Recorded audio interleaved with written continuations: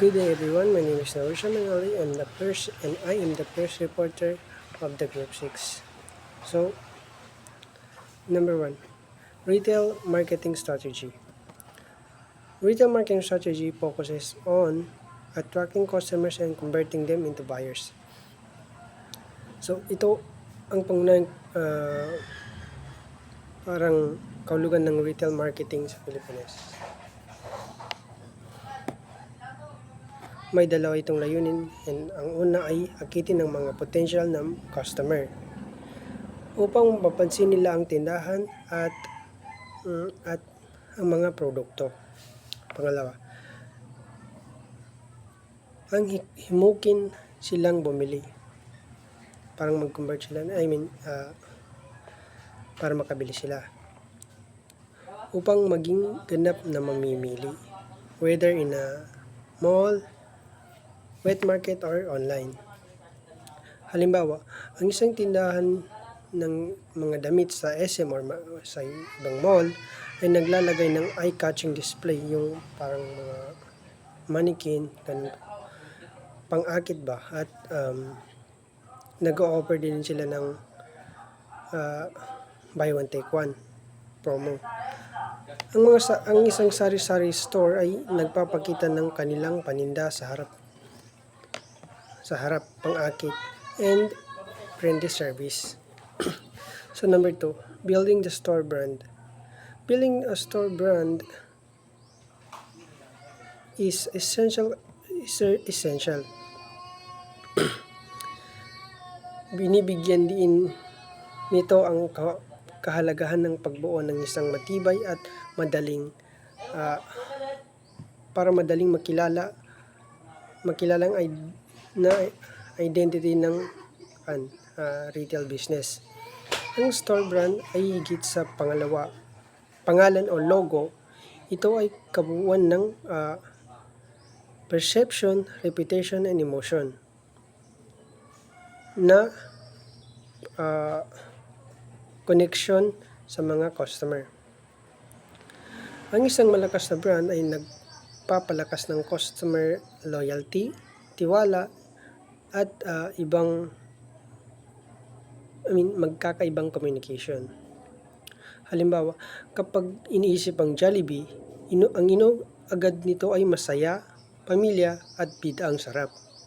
Ang ganitong malakas na store brand ang nagpapahiwatig na kakaiba ito sa ibang fast food chains sa bansa. Next, retail store positioning. Ito po ay tungkol sa mga paraan o channels na ginagamit ng mga tindahan o negosyo para ilagay o ipwesto ang brand nila sa isip ng mga customers. Ibig sabihin, paano nila ipakita kung paano sila at ano ang pagkakaiba nila sa ibang retail brands. Meaning, iba-iba po ang ginagamit nilang lugar o medium para may parating at may enforce kung ano ang gusto nilang ipahiwatig tungkol sa kanilang brand. Halimbawa, hindi lang sa tindahan, pati sa online, ads, and kung saan-saan pa. Ang retail positioning platform ay tumutukoy sa kung paano ginagamit ng mga retailers ang iba't ibang platform para ipwesto ang kanilang brands.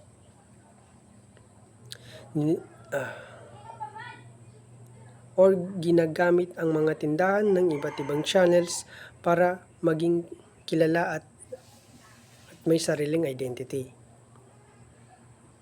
Halimbawa, isipin yung sa identity, gamit yung Divisoria, yung Greenbelt for upscale branded shopping experience sa Manila, at kanilang positioning ay magkaiba.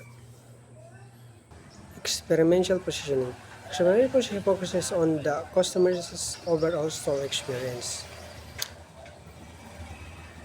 Ito naman ay nagpapahiwatig ng mga pagkakaiba ng isang brand sa Pilipinas sa pamamagitan ng pagbibigay din sa buong karanasan at interaction ng customers sa loob ng kanilang tindahan or sa online. Ang layunin ay gumawa ng isang nakakagenyo, madaling matandaan at madalas emotional na paggalaw.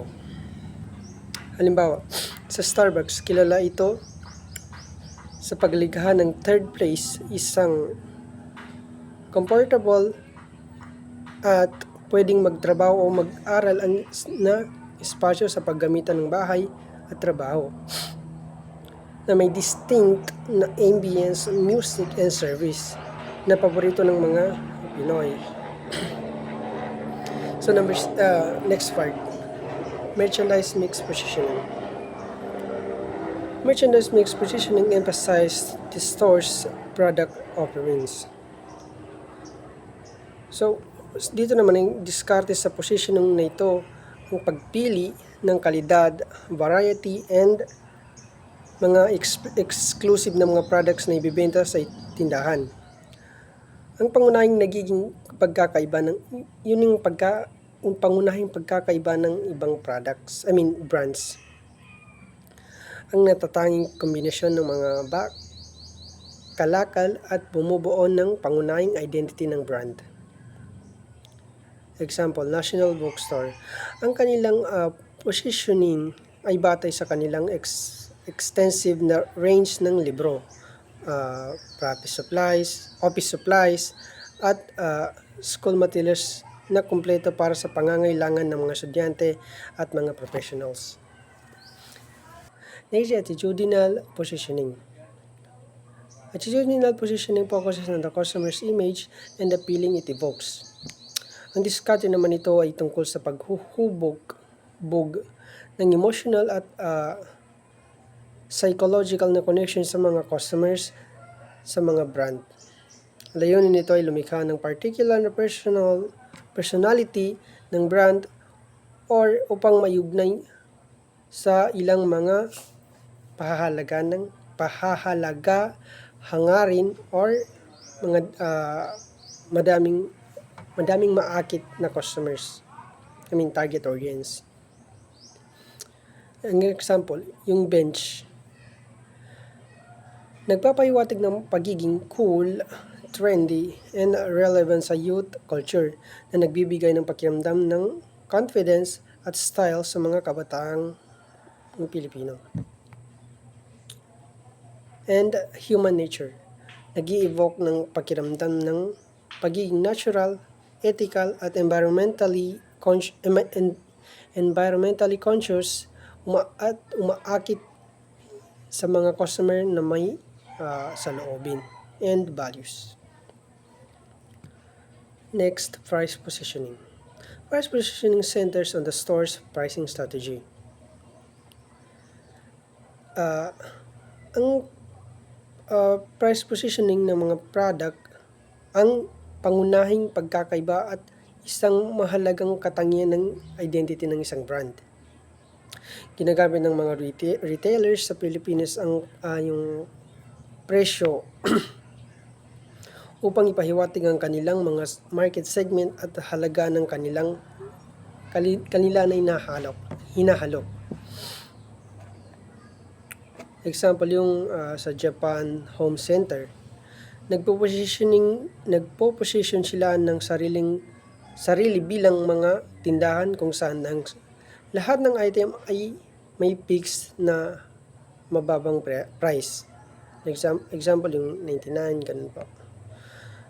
Na umakit sa mga customer at mag-bargain. The last one is service positioning. Service positioning is the last one. Service positioning. Service positioning prioritize the level of customer service. Ito naman ay ginagawang pangunahing ng identity ang isang brand. Ang pambihirang service sa customer. Nagkakaibang tindahan sa pamamagitan ng pagbibigay ng superior na support, personal attention, expert na yung advice sa pagbili, and yung expert na paghawak ng pangangailangan ng customer na ginagawang mahalagang competitive advantage sa service. Example, yung Avenson Electronic Store.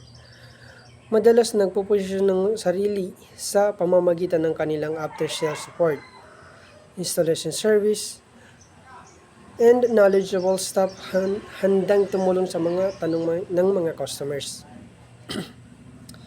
And yung Landers Superstores, kilala sa kanilang maluwag na aisle and staff na palaging handang tumulong at nagbibigay ng premium shopping experience sa pamamagitan ng service. And that's all. And I'm Narisa Menali. Thank you po.